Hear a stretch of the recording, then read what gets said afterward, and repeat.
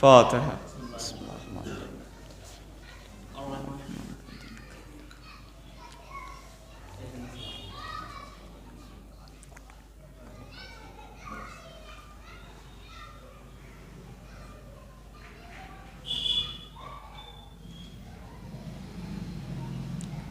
اعوذ باللہ من الشیطان اللعین الرجیم.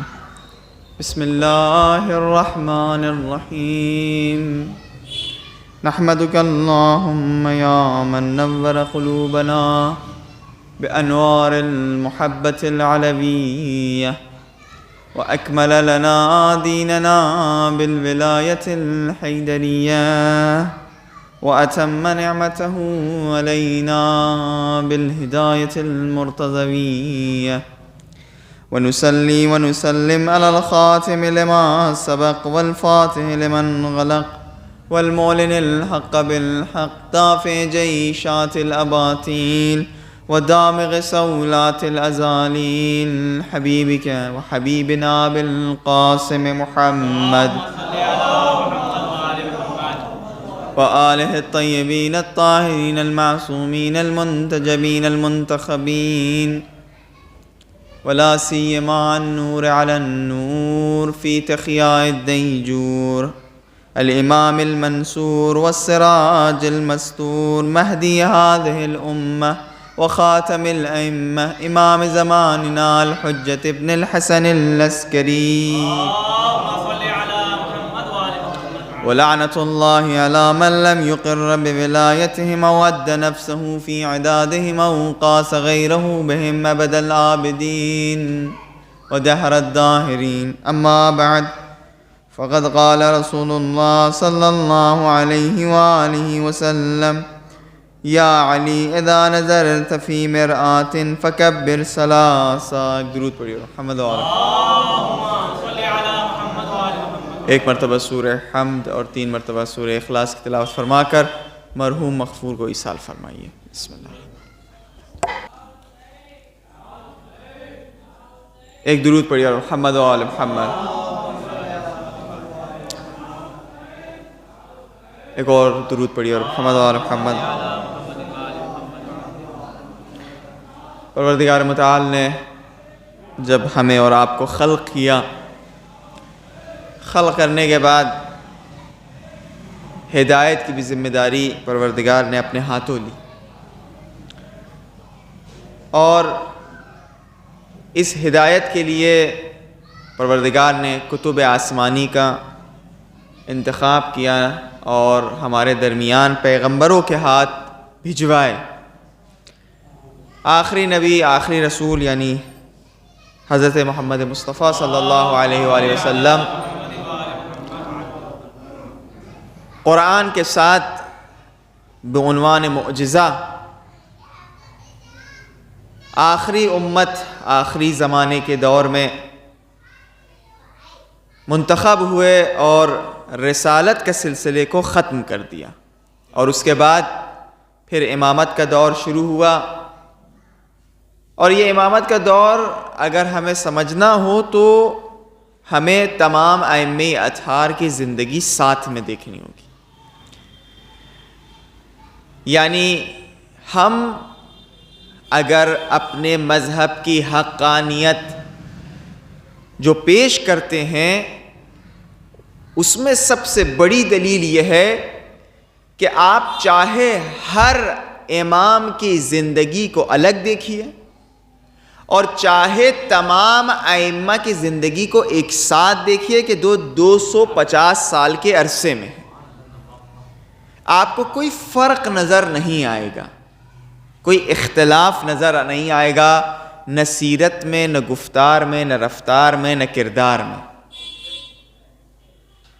اسی لیے جو مشہور آپ لوگ تمام علماء سے یہ سنتے چلے آ رہے ہیں کہ کلنا محمد، ہم سب محمد ہیں.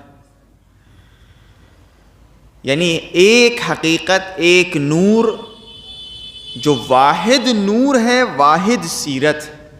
اور آج جو شب شہادت ہے حضرت موسیٰ بن جعفر کہ جو اسی سلسلے امامت اور اسی حقیقت کے 7ویں نور، 7ویں کڑی، آپ 7ویں امام ہیں. اور آپ اگر اماموں کی زندگی کو دیکھیے گا، توجہ کریے گا، تو کوئی بھی امام نے کسی بھی حال میں اپنی ذمہ داری جو ہدایت کی ہے اس کو بھلایا نہیں ہے. ہر حالت میں، ہر وقت، ہر سچویشن میں امت کو مسیر ہدایت میں، امت کو اس مقصد خلقت حیات تک کے پہنچانے کے لیے تمام وہ مشقتیں برداشت کی ہیں تاکہ یہ امت محمدی کمال تک کے پہنچے. امام جن کا تذکرہ ہے آج، وہ اگر آپ ان کی زندگی کو دیکھیے گا تو بہت، انہی نے اپنی زندگی زندان اور جیل میں گزاری ہے بہت عرصے تک کے. 55 سال کے اپنی زندگی میں انہی نے زیادہ تر زندانوں میں گزارا.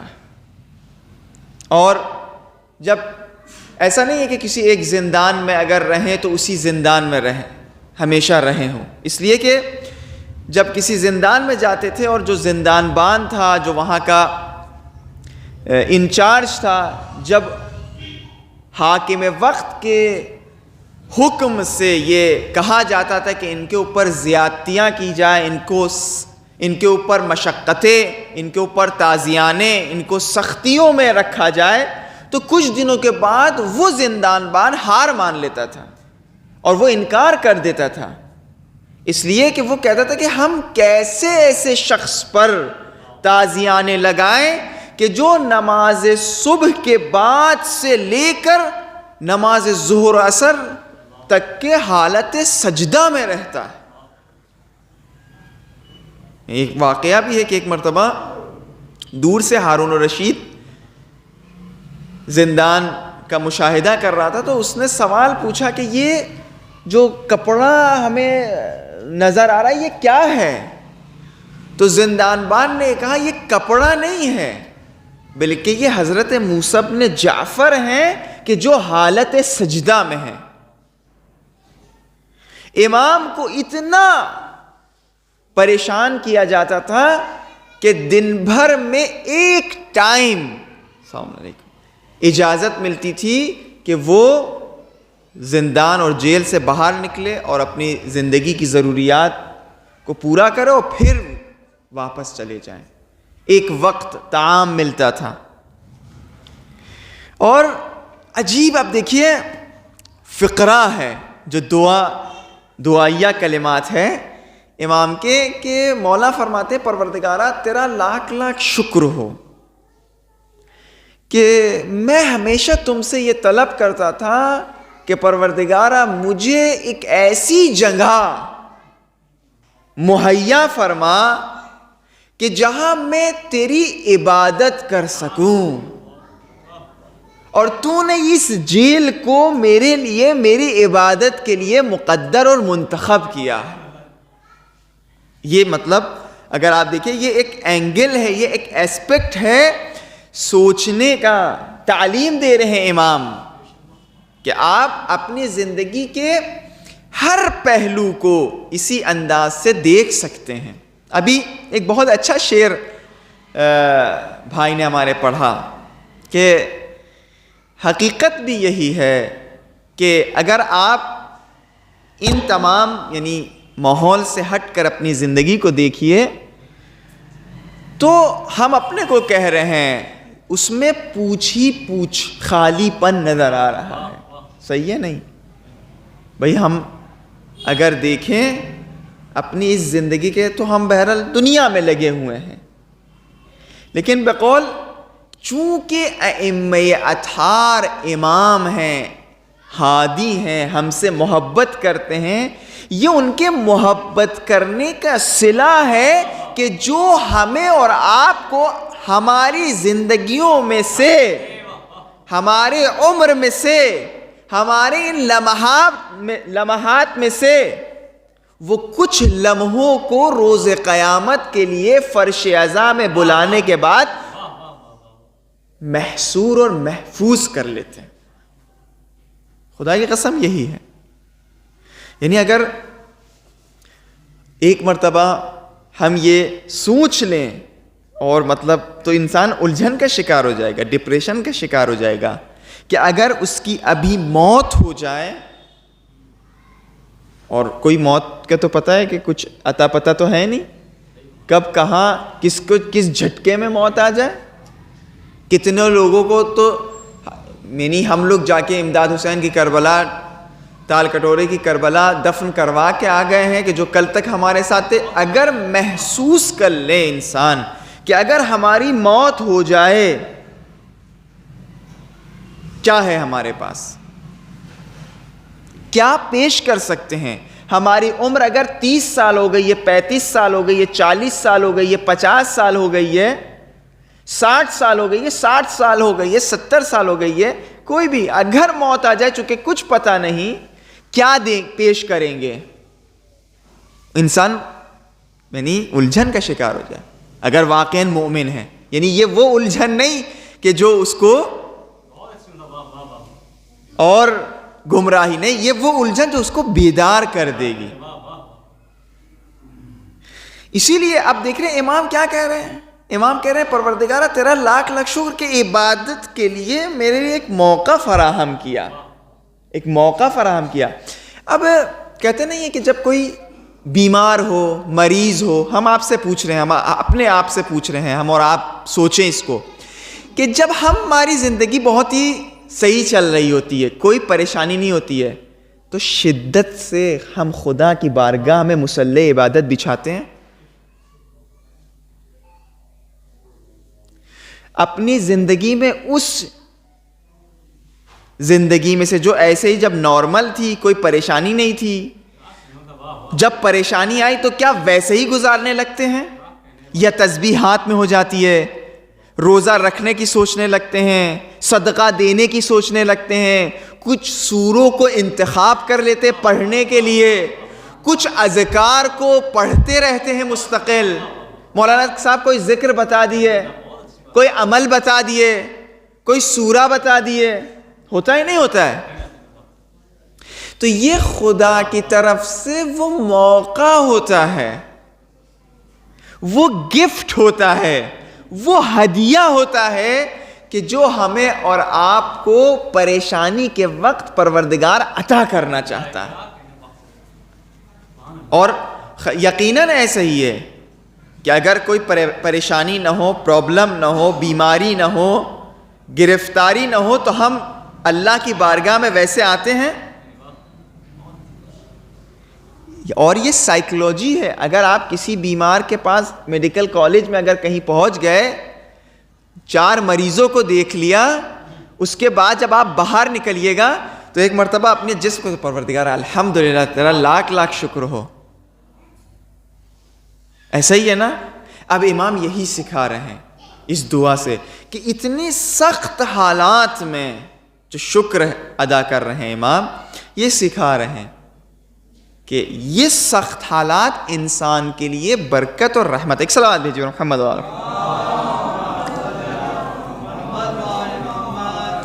حضرت کو باب الحوائج کہا جاتا ہے.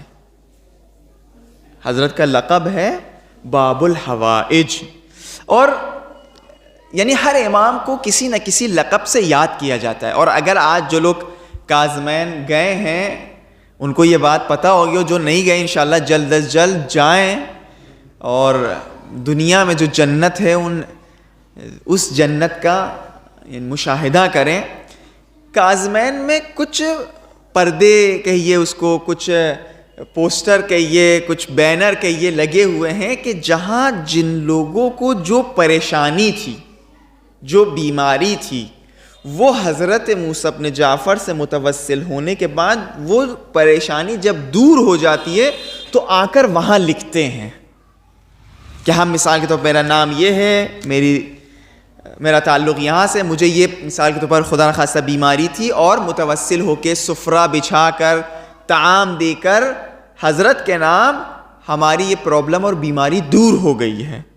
اور یہ چیز آپ کو امیر المومنین کی بارگاہ میں نجف میں نہیں، کربلا میں نہیں نظر آئے گی، لیکن حضرت موسیٰ بن جعفر کے حرم میں یہ چیز نظر آئے گی.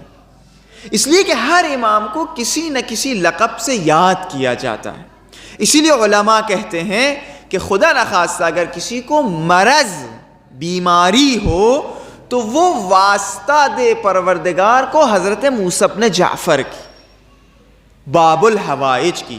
یا مثال کے طور پر کہتے ہیں یا سلام یا سلام یا سلام، یا سلاموں کا ذکر اور تسبیح پڑھ کے علیکم السلام حضرت موسیٰ بن جعفر علیہ السلام کو ہدیہ کرے اور حضرت سے متوسل ہو.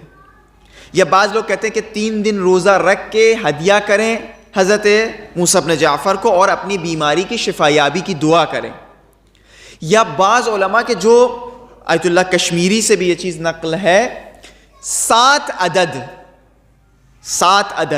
کہتے ہیں 7 عدد کے اعتبار سے انسان نیت کر لے اگر کوئی خدا نخواستہ بیمار ہے، پریشان ہے.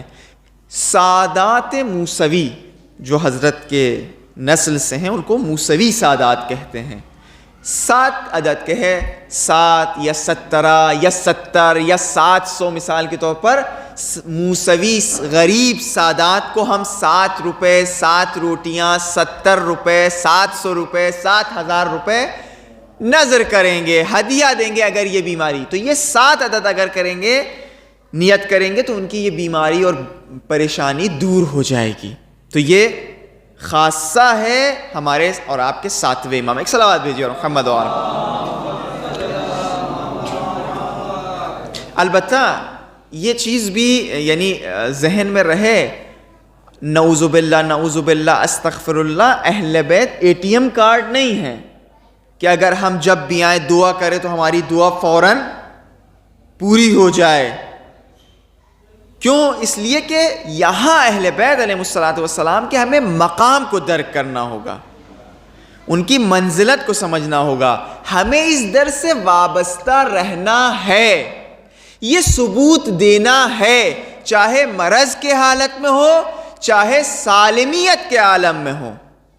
یہ ایک موقع ہوتا ہے کہ ہم مقصد خلقت کائنات کو پورا کرتے ہوئے نظر آئیں، اس لیے ہم اس در پر آ رہے ہیں. اگر صلاح ہوگی تو صحیح، نہیں ہوگی تو تب بھی ہمارے لیے وہ چیز صحیح ہوگی. ایک صلوات بھیجیے محمد و حضرت کی جو زندگی تھی وہ بہت ہی، جیسے آپ کو میں نے بتایا شروع میں، بہت ہی سخت سچویشن ہے. اتنا سخت سچویشن ہے کہ سخت حالات ہے کہ امام کسی کو علل اعلان، یعنی امام رضا علیہ السلام کو علل اعلان منتخب نہیں کر پا رہے ہیں، لوگوں کے درمیان علل اعلان نہیں کہہ پا رہے ہیں کہ یہ ہمارے جانشین ہیں. اتنے سخت، یہاں تک کہ روایات میں ہے کہ 5 لوگوں کو وصیت کی کہ یہ تم، مثال کے طور پر اس میں سے اپنے بردے اور اپنے غلام سے بھی وصیت کی، حاکم وقت سے وصیت کی، عبداللہ افتح سے وصیت کی. عبداللہ افتح بڑے بیٹے ہیں، ان سے وصیت کی. یعنی کئی لوگوں سے امام وصیت کر رہے ہیں. اتنے سخت حالات ہیں، اتنے سخت حالات ہیں کہ ان کے جو خاص شاگرد ہیں، مومن طاق جیسے لوگ، مومن طاق یہ وہ ہیں کہ جو چھٹے امام کے خاص برجستہ شاگرد ہیں. یہ وہ ہیں کہ امام بعض مباحث میں، بعض بحثوں میں ان کو منتخب کرتے ہیں کہ آپ جا کے بحث کریے اور درس دیے. ابو حنیفہ سے بہت آپ کو مناظرہ اور مناظراتی گفتگو مومن طاغ سے ملے گی روایات میں، تاریخ میں. مومن طاغ جیسے شخصیات ہیں کہ جو امام کی شہادت کے بعد پریشان ہیں کہ امام کس کو مانے، جانشین کون ہے. اب آپ سوچ لیجیے کہ یہ خاص شاگرد ہیں لیکن اتنا یعنی سخت حالات ہیں. کہ کننا بالمدینہ بعد وفات ابی عبداللہ علیہ السلام انا و محمد ابن نعمان صاحب الطاق فخرجنا من عنده. یہ فرما رہے ہیں کہ جب حضرت کی شہادت ہوئی، حضرت کے وفات ہوا، تو ہم لوگ مدینے میں ادھر ادھر ڈھونڈ رہے ہیں کہ کس کو امام مانے، کس کے در پر جائیں. کہا اگر ہم کسی سے پوچھیں گے تو سب عبداللہ افتح کی ہمیں ایڈریس بتائیں گے، عبداللہ افتح کے بارے میں بتائیں گے جو بڑے بیٹے ہیں. لیکن یہ وہ شخصیت ہیں کہ جو علمی اعتبار سے ناپختہ ہیں. یعنی عبداللہ افتح جو امام کے بڑے بیٹے ہیں، یہ امام کے شاگردوں کا بھی جواب نہیں دے سکتے، مقابلہ نہیں کر سکتے ہیں. دشمن اور امام کے دشمنوں کی تو بات ہی دوسری ہے، جو غیر مذہب کے ان کی بات ہی دوسری ہے. ان کے شاگردوں کا جواب نہیں دے سکتے ہیں. اور خود پھر حضرت کے جانشین، حقیقی جانشین جو امام وقت ہیں ان کے بعد، 7ویں امام کے بعد یعنی 8ویں امام، تو ان کے تو مقابلہ تو کر ہی نہیں سکتے ہیں، اس لیے کہ وہ تو صاحب علم لدنی ہے. تو عبداللہ افتح نے اپنی بیٹھک کو چینج کر دیا تھا. یعنی وہ پھر امام کے چاہنے والوں کے درمیان، امام کے شاگردوں کے درمیان وہ نہیں بیٹھتے تھے، بلکہ غیر مذہبوں کے درمیان اٹھنا بیٹھنا. کیوں؟ اس لیے کہ یہاں امام کے شاگردوں کا یہ مقابلہ، علمی مناظرہ نہیں کر سکتے، علمی مباحث پیش نہیں کر سکتے ہیں. تو یہ لوگ بہرحال عبداللہ افتح کے پاس بھی جب پہنچے ہیں، کچھ سوالات کیے تو وہ جواب نہیں دے پائے. تو ان کو یقین ہو گیا کہ یہ امام نہیں ہے. اور اب دیکھیے، اب جب وہاں سے گھر سے نکلتے ہیں عبداللہ افتح کے بعد، یہ لوگ نکلتے ہیں تو کہہ رہے ہیں فخرجنا من عنده ذلالا، ہم عجیب پریشان اور گمراہی کے وقت میں، لمحات میں گزار رہے تھے. اور پھر کہہ رہے ہیں فقعدنا، ہم زمین پر مدینے کی گلیوں پہ ہم بیٹھ گئے، باکین، اس حالت میں کہ ہم گریہ کر رہے تھے، گریہ کر رہے تھے کہ آخر یہ کون سی ہمارے اوپر مصیبت آ گئی کہ ہم اپنے امام کو نہیں پہچان پا رہے ہیں، ہم امام کے در پر حاضر نہیں ہو پا رہے ہیں.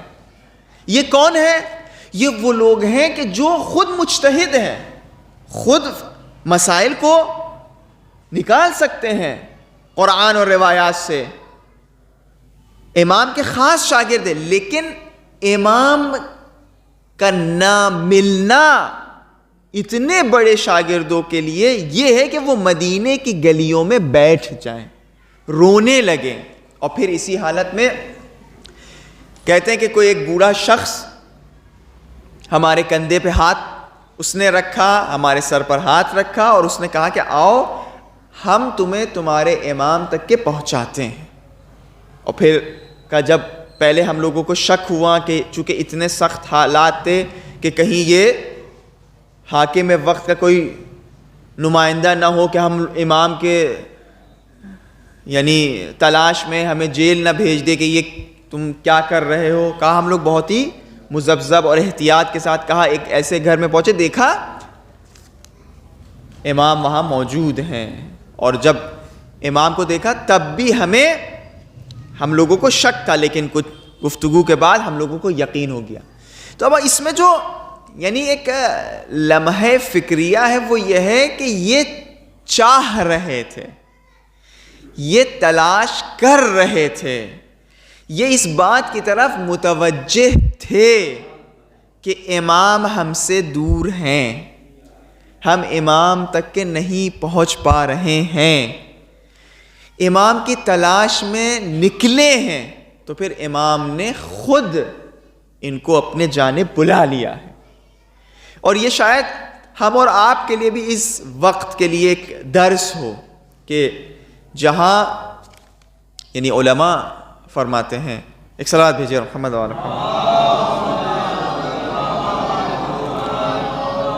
کہ جہاں ہم لوگوں کی خود کی یہ جو کہتے ہیں امام بادل کے پیچھے ہیں، ابر کے پیچھے ہیں، یہ بادل ہم نے خود بنائے ہیں، اور یہ بادل یہ ہمارے خود اور آپسی جو یعنی اختلافات آپسی جو ہمارے جو ذاتی گناہ ہیں یہ وہ بادل الحائل بنے ہیں ہمارے اور امام کے درمیان.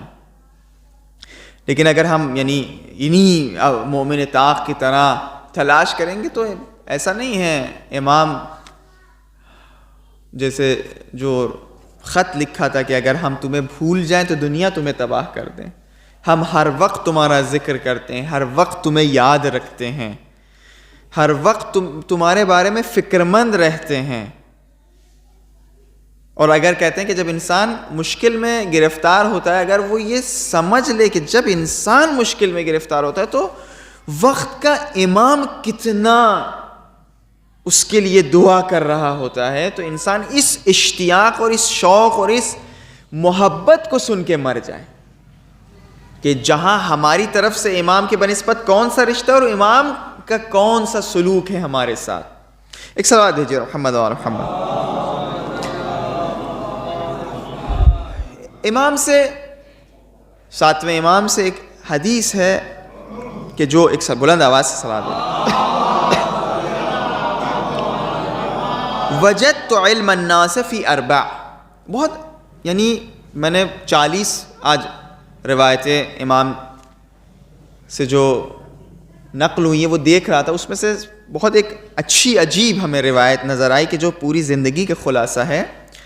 کہا وجدت علم الناس اربع فی اربع.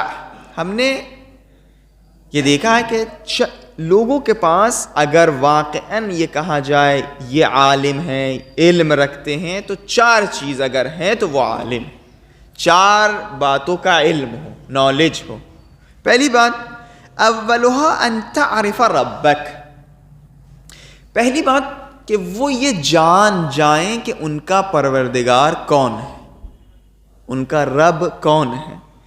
یہاں دیکھیں بہت سارے جملے حضرت استعمال کر سکتے تھے. مثال کے طور پر اولها ان تعرف, مثال کے طور پر رب کی جگہ مالک, حاکم. کہا رب میں ایک الفت ہوتی ہے, کہتے نہیں ہے ماں مربی ہوتی ہے. جہاں مہربانی, جہاں رحمانیہ, جہاں رحیمیت کا تصور ہو وہاں رب کا تصور آتا ہے. اور اگر ہم اور آپ, اگر یہ امام فرمان یہ پہلی چیز ہم جان جائیں کہ کون ہے ہمارا پروردگار. خوب اس بات میں صرف اتنا نہیں ہے کہ ہم یہ جان لیں کہ ہاں خدا ہے, ہم 4 وقت کی 5 وقت کی عبادت کر رہے ہیں تو بس ختم ہو گیا.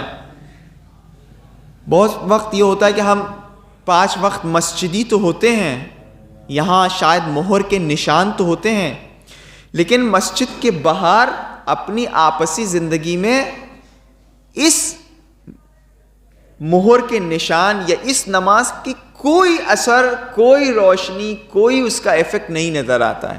تو یہ بھی وہ شخص ہے کہ جو نہیں جانتا ہے کہ اس کا پروردگار کون ہے.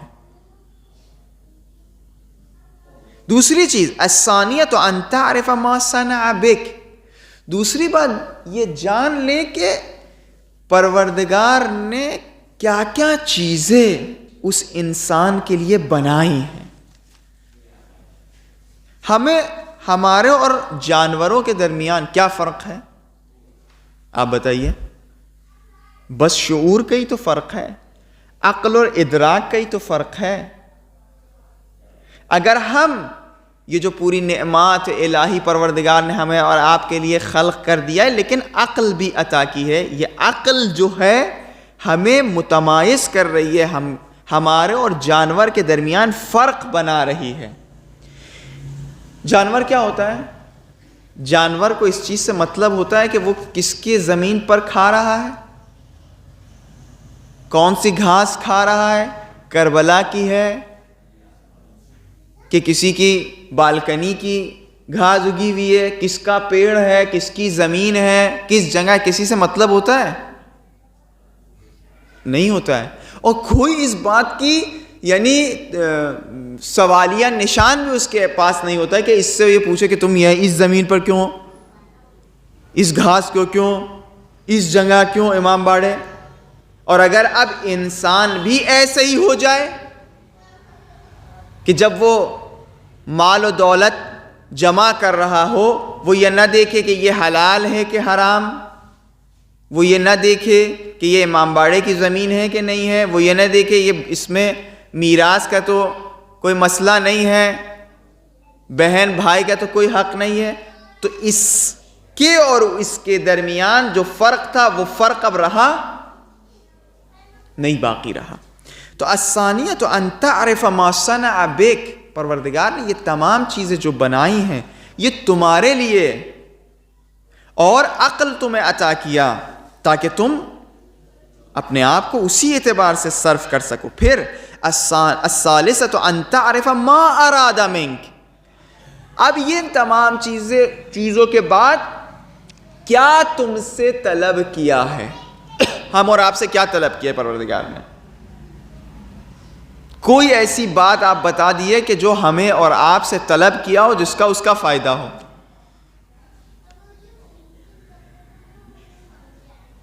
اگر ہم کیا کہتے ہیں دیکھ لیں یہ تمام نعمات الہی، یہ زمین آسمان، یہ بارش، یہ برف، یہ روشنی، یہ سورج، یہ چاند، یہ تمام کرنیں، یہ باڈی، یہ جسم، یہ آنکھیں، یہ کان، یہ ناک، یہ ذہن، یہ عقل، یہ تصور، یہ خیال، کیا چیز نہیں خلق کی ہے؟ اب کہا تو کیا کہا بس تم سمجھ لینا کہ تم انسان ہو، تم یہ سمجھ لینا کہ تم انسان ہو، اور تمہاری جو زندگی ہے وہ محدود ہے، اور تم ایک لامحدود زندگی کے لیے، اس محدود زندگی کرنے کے لیے تم منتخب ہوئے ہو، کہ اسی محدود زندگی میں تم یہ طے کر لو کہ تمہاری لامحدود زندگی کیسے گزرنا اور کیسے گزارنا چاہتے ہو۔ آنے والے آ گئے، جانے والے چلے گئے، اور ہمارے بعد کے لوگ آئیں گے، وہ بھی جائیں گے، وہ بھی واپس جائیں گے۔ ہمیں اور آپ کو ابھی یہ توفیق ملی ہے کہ آج 24 رجب ہے، 24 رجب میں ٹائم شاید 9 بج رہا ہو کہ ہم اس دنیا میں 8:40 ہم اس دنیا میں ابھی سانس لے رہے ہیں، سانس لے سکیں۔ اب ہمیں یہ سانس کب رک جائے نہیں پتا، تو بس ما اراد منک، تیسرا علم کہ خدا نے ہم سے کیا طلب کیا ہے۔ اسی لیے کہا کہ انسان جب یہ حاسبوا قبل ان تحاسبوا کر لے تو اس کا انسان 1 ہفتہ کر لے، انسان کی زندگی بہت یعنی کہا جائے اپنے زبردست ہو جائے گی، کہ سونے سے پہلے اگر ایک کاپی رکھ لے، لکھ لے کہ آج اس نے 24 آور میں کتنے گھنٹے فالتو میں گزارے ہیں، خدا کی قسم لکھ لے۔ اور اگر وہ لکھنے کے 1 ہفتے کے بعد یا وہ صحیح ہو جائے گا یا پھر پوری طریقے سے بلہم ازل کے شکار ہو جائے گا۔ چوتھی چیز جو بہت اہم ہے، الرابعۃ ان تعرف ما یخرجک عن دینک، چوتھی چیز جو 7ویں امام فرما رہے ہیں کہ جو اس کے جاننا ہے، ایک صلوات بھیجیے رحمت اللہ، وہ یہ ہے کہ وہ یہ جان لے کہ کون سی چیز اسے دین سے خارج کر دے گی، کون سی چیز اس کو انحراف کے راستے پر لے آئے گی، کون سی چیز اس کو اس صراط مستقیم سے ہٹا دے گی۔ یہ چوتھی چیز ہے، یعنی کیا؟ یعنی وہ اپنی صحیح غلط، شریعت کی صحیح غلط، دشمنوں کی شناخت، دشمن راستوں کی شناخت، غلط راستوں کی شناخت اس کے پاس ہونی چاہیے۔ کبھی کبھی انسان، قرآن نے بھی شروعی کے صفحات میں کہا ہے کہ بعض لوگ اصلاح کرنے چلتے ہیں، اصلاح کی مطلب کرنے چلتے ہیں، لیکن وہ در حقیقت فساد کر رہے ہوتے ہیں، باوجود یہ کہ وہ یہ سمجھ رہے ہوتے ہیں کہ وہ اصلاح کر رہے ہیں۔ قرآن کہہ رہا ہے کہ ان سے کہو کہ فساد نہ کرے، جب ان سے کہا جاتا ہے کہ تم فساد کیوں کر، وہ کہتے ہیں ہم تو اصلاح کر رہے ہیں، ہم تو اصلاح کرنا چاہ رہے ہیں۔ تو یہ کب ہوگا؟ جب ہمارے پاس علم، کب ہوگا کہ جب ہمارے پاس صحیح اور غلط کی شناخت۔ کبھی کبھی انسان، آپ نے دیکھا ہوگا، یہ ہر انسان کے ساتھ ہے، یہ صحیح غلط بہت باریک ہے، ماں نے آواز دی، باپ نے آواز دیا، کسی رشتہ دار کی طبیعت خراب ہے، اب وہاں انسان شیطان جو ہے، وہاں انسان 4 رکعت اور مستحب نماز پڑھنے لگے، زیارت عاشورہ بیٹھ جائے، 4 مثال کے طور پر اذکار اور کہنے لگے، باوجود کہ باپ کی آواز آ چکی ہے، ماں کی آواز آ چکی ہے، اس کے رشتہ دار کو اس کی ضرورت ہے، اس کی طبیعت خراب ہے، وہاں پہنچنا ہے۔ اب آپ یہ سمجھیے کہ اب یہ دونوں باریک باتیں ہیں، ایک طرف مثال کے طور پر اذکار ہے، عبادت ہے، ایک طرف صلہ رحم ہے، عیادت ہے۔ اب یہاں میر حامد حسین صاحب کے والد، جو آپ کے میر حامد حسین صاحب یہی غفران مآب میں مدفون بہت بڑے عالم ہیں، ان کے والد صاحب ایک جملہ فرماتے ہیں، وَكَفَى لِلشَّيْطَانِ فِيكَ أَن يَنْقُلَكَ مِنَ الطَّاعَةِ إِلَى الطَّاعَةِ، شیطان کے لیے بس اتنا ہی کافی ہے کہ تمہیں ایک عبادت سے دوسری مفضول عبادت کی طرف بھٹکوا دے، پہنچا دے۔ اب انسان یہاں نہیں، نماز، اذکار، مستحبی نماز، عیادت نہیں کرے گا، صلہ رحم نہیں کرے گا، تو اب کیا کہتے ہیں، یہ بہت اہم ہے جو چوتھی بات ہے جو امام فرما رہے کہ ان تعرف ما یخرجک عن دینک، انسان کو یہ صحیح و غلط چیزوں کا علم ہونا چاہیے ہے، صحیح و غلط باتوں کا علم ہونا چاہیے کہ کون سی بات اور کون سی چیز کس وقت میں ضروری ہے، کون سی بات کرنا، کون سا عمل کرنا کس وقت ضروری ہے، یا خدا نخواستہ کون سی ایسی بات ہے کہ جو اس کو اس کے دین سے جدا کر دے گی۔ اور یہ وجدت علم الناس فی اربع امام فرما رہے ہیں کہ کبھی کبھی انسان، آپ نے دیکھا ہوگا، جذبات میں آ کر، نفسیات کا شکار ہونے کی وجہ سے، ہوا و ہوس کے شکار کی بنا پر وہ کبھی ایسا کام کر دیتا ہے کہ جس کی یعنی اثرات دور تلک کے ہوتے ہیں، دل شکنیاں، اور یہ دل شکنی، یہ مثال کے طور پر دوسروں کا ناراض کرنا، یہ دین میں اس کی سب سے بڑی جگہ ہے، سب سے بڑی، یعنی دین نے ان باتوں کی طرف دھیان دیا۔ دیکھیے، آپ نے نماز نہیں پڑھی ایک وقت، مثال کے طور پر صبح کی نماز قضا ہو گئی، یہ آپ کی بات ہے، خدا کی بات ہے، آپ جانیے، خدا جانیے۔ شریعت نے، رسول خدا نے سماج کے اعتبار سے سب سے زیادہ ذمہ داری دی ہے، ورنہ آپ بتائیے کون سی بات ہے، تمہارا پڑوسی بھوکا سو جائے تم مسلمان نہیں؟ رسول سے بولے میں پڑوسی میرا، مثال کے طور پر ہم کہاں 40 پڑوسی کو ہم دیکھیں گے کہ نہیں، پروردگار متعال رسول اچھا سماج دیکھنا چاہتے ہیں۔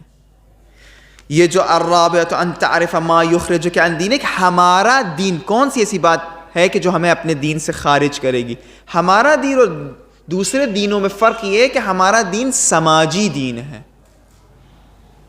انفرادیت ہمارے دین میں نہیں ہے، ورنہ کوئی بھی عمل کی تفسیر آپ نہیں کر سکتے۔ آپ بتائیے کتنی مرتبہ ہمیں جماعت کی طرف ہمیں بلایا جا رہا ہے، دن میں 3 وقت کی نماز، 5 وقت کی نماز، جمعے میں، عید میں، صلہ رحم، دعوت، کھانا کھلانا، کتنے اعمال ایسے ہیں، آپ مفاتی میں دیکھیے کتنے ایام ایسے ہیں کہ جہاں یہ کہا کہ کھانا کھلاؤ، یعنی کیا؟ جماعت، دوسروں کا خیال رکھنا، دوسروں کے سلسلے سے سوچنا۔ اور یہ وہی چیز ہے کہ جو اگر انسان نہیں سوچے گا، جیسے یہ روایت کہ اگر پڑوسی انسان کا بھوکا سو رہا ہے، اگر کوئی انسان ایسا اس کا جان پہچان میں ہے، رشتہ دار میں ہے کہ جو مشکلات میں ہے، اگر وہ حل کر سکتا اور حل نہ کر سکے تو وہ حقیقی دیندار نہیں ہے۔ اور یہ 4 ایسی باتیں ہیں کہ جو امام نے فرمائی ہیں۔ ایک صلوات بھیجیے محمد و آل محمد، ایک اور صلوات بھیجیے محمد و آل محمد۔ لن ينغزي عني يوم من البلاء، امام نے ایک جو خط ہارون رشید کو لکھا تھا، اس میں بہت اچھا ایک فقرہ ہے، وہ خط تو بہت طویل ہے، کہا کہ میرا دن جیسے گزر رہا ہے بلا میں، ویسے ہی تمہارا بھی دن گزر رہا ہے خوشحالی میں. لیکن ہم اپنی زبانی اس بات کو اگر پیش کرنے، یعنی دیکھو وقت گزر رہا ہے، میرا بھی تمہارا بھی، لیکن میرے جو وقت گزر رہا ہے اس میں رضا الہی ہے، اور تمہارا دن جو گزر رہا ہے اس میں غضب الہی ہے.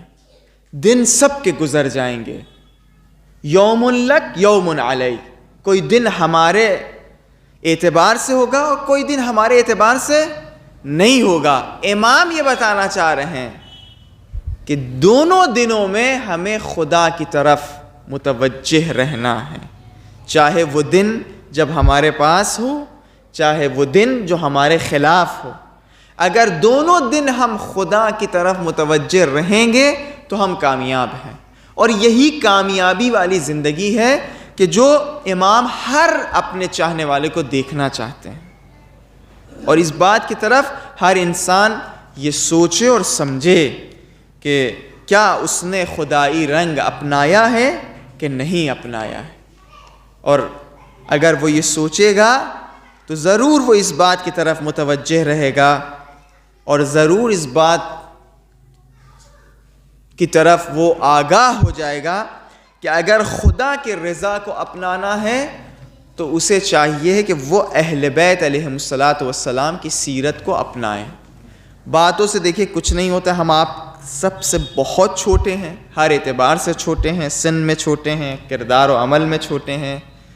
آپ سب اکثراً ہمارے والد صاحب کے ایج کے ہوں گے، ہمارے بڑے ہیں، بعض لوگ جو بڑے ہیں وہ ہمارے بھائی ہیں. اس دنیا میں کچھ بھی نہیں رکھا ہے، خدا کی قسم کچھ بھی نہیں رکھا ہے. جب کوئی بیمار ہوتا ہے، مریض ہوتا ہے، جب اس کے پاس آپ جا کر کے بیٹھیے گا، اس سے جب سنیے گا کہ دنیا میں کیا رکھا ہے تو وہ کہے گا کچھ نہیں رکھا ہے. یہ دنیا ایک طریقے کی، جیسے قرآن فرما رہا ہے کہ یہ دنیا ایک طریقے کے آزمائش ہے. یہ بیوی بچے، یہ مال دولت، یہ تم کو ہم نے عطا کیے ہیں تاکہ تم ان کے ذریعے ہماری رضا حاصل کر سکو، تم ان کے ذریعے اہل بیت علیہ الصلوۃ والسلام کے رضا حاصل کر سکو. اگر یہ چیز ہماری زندگی میں آ جائے، واقعاً جو سب سے سگے ہمارے درمیان ہیں، جو سب سے زیادہ ہم کو چاہتے ہیں، وہ 3 چے میں ہماری موت کی خبر کو گزار دیں گے. 3 چے میں فلاں کا انتقال ہو گیا، مر گئے، کل تو ہمارے ساتھ تھے، ختم، the end, chapter is close. اس کے علاوہ وہ اس وقت اگر اس کی جاب کا وقت ہوگا تو وہ تشییع جنازہ میں بھی کترا کے آئے گا.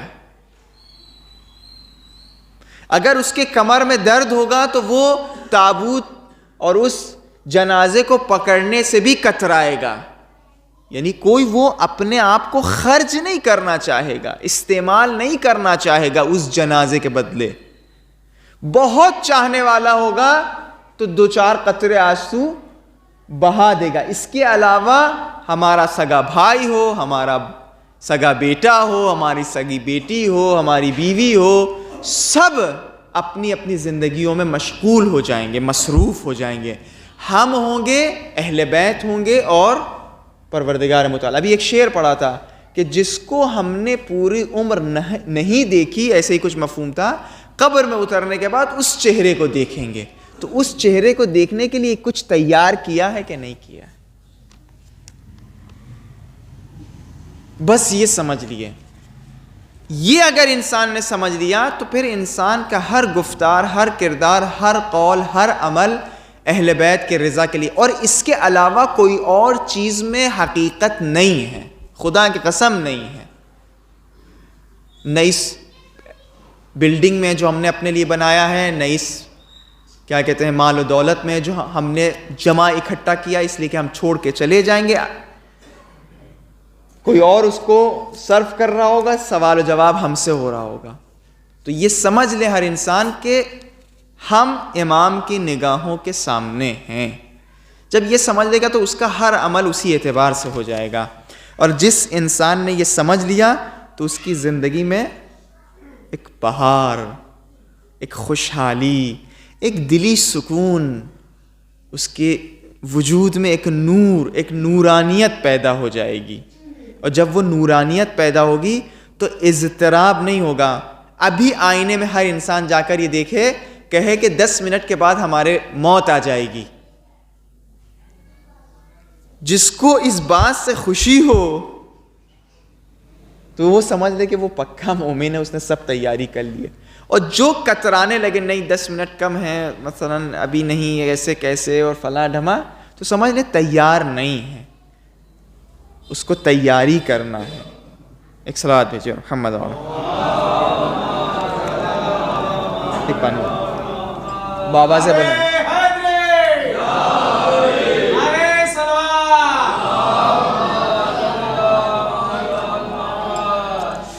بس آخری بات اور آپ کی زحمت کو تمام. امام کے 37 اولاد تھیں، اور جس میں سے بیٹیاں اور بیٹے کثیر تعداد میں ہیں.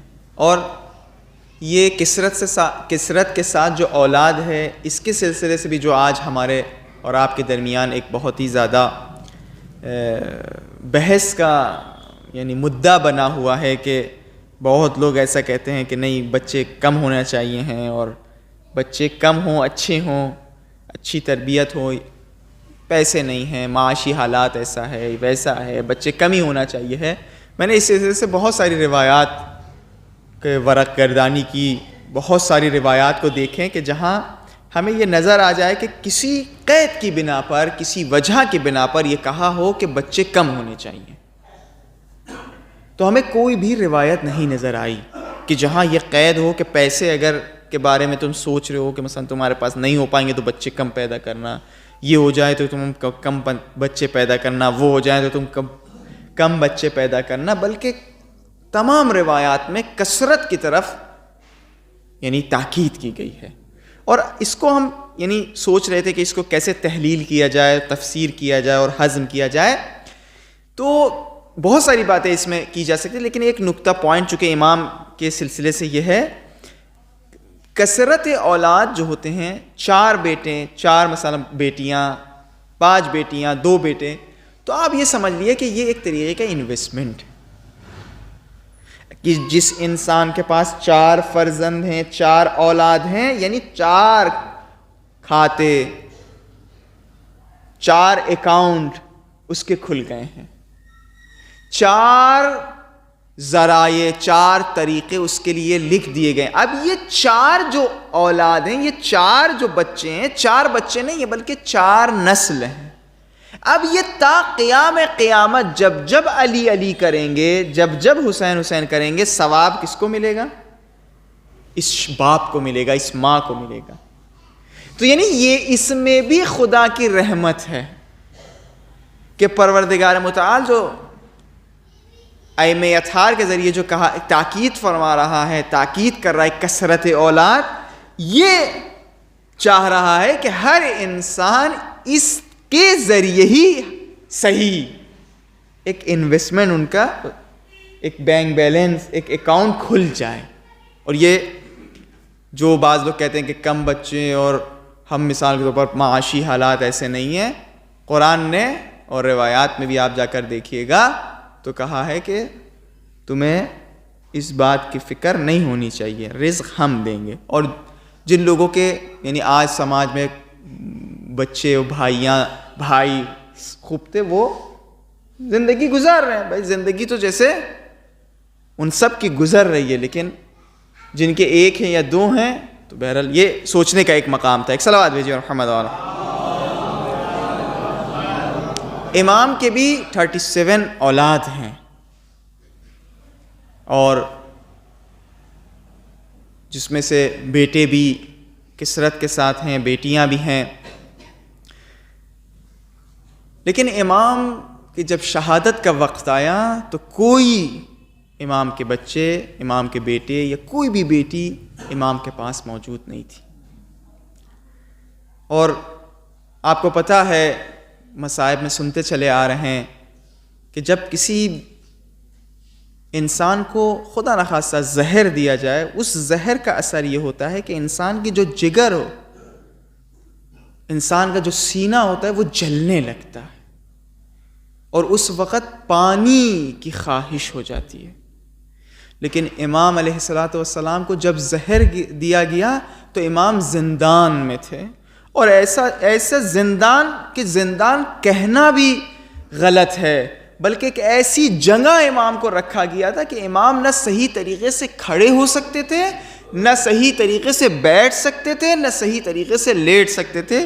اسی لیے جو سلام ملتا ہے روایتوں میں، السلام علی المعذب فی قعر السجون، سلام ہو آپ پر کہ آپ کو تنگ و تاریک جگہ میں رکھا گیا، السلام علی المعذب فی قعر السجون وظلم المطامیر ذی الساق، سلام ہو آپ پر کہ آپ کے پیر، آپ کے ساق غل و زنجیر کی وجہ سے، وہ غل و زنجیر آپ کے ہڈیوں سے پیوست ہو گئے تھے۔ امام کو جب زہر دیا گیا تو امام اسی حالت میں زندان میں موجود تھے۔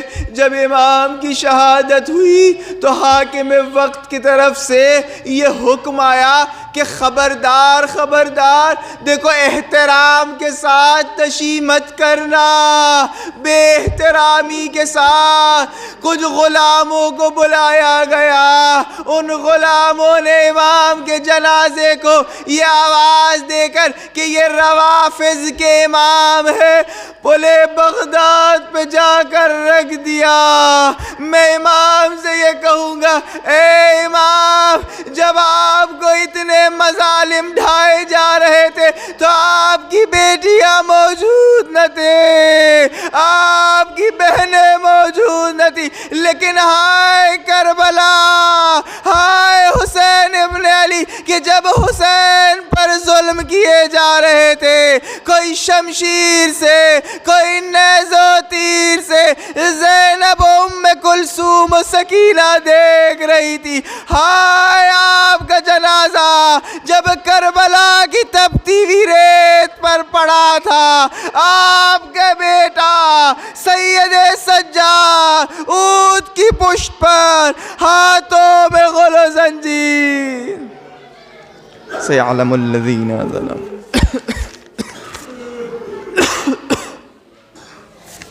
وسیعلم الذین ظلموا ای منقلب ینقلبون۔ پروردگار اس مختصر سی عبادت کو قبول فرما، پروردگار جہاں جہاں ظلم ہو رہا ہے ظالموں کو نیست و نابود فرما، مظلوموں کی جان مال عزت آبرو کی حفاظت فرما۔ پروردگارہ جن کے سبب جو مرحوم مغفور ہے، جن کے وجہ سے یہ مجلس برپا ہوئی ہے، پروردگارہ اس مجلس کے ثواب ان کے روح کو ایصال فرما، ان کے درجات کو بلند فرما۔ پروردگار ہمارے تمام مرحومین کے درجات کو بلند فرما، ان کی مغفرت فرما۔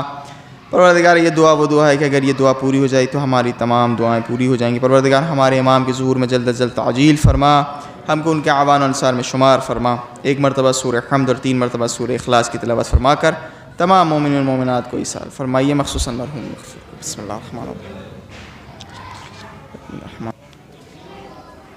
رجب کے آخری ایام ہیں اور انہی ایام میں ایک صحابی تھا، سالم نام تھا، امام کی خدمت میں جب پہنچا تو امام نے یہ پوچھا کہ تم نے اس مہینے میں روزے رکھے ہیں کہ نہیں؟ تو اس نے کہا کہ نہیں، ہم نے روزے نہیں رکھے ہیں۔ تو امام صادق علیہ السلام فرماتے ہیں تم نے اتنی فضیلتوں کو کھو دیا ہے کہ جس کا اندازہ سوائے خدا کو کوئی اور نہیں کر سکتا ہے۔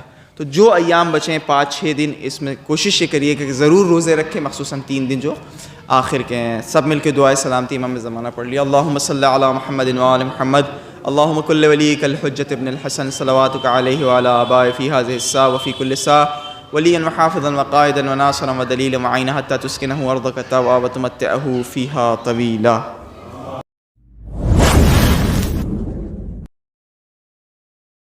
اگر آپ کو میری ویڈیو پسند آئی ہے تو اس کو لائک کریے، شیئر کریے۔ Thank you.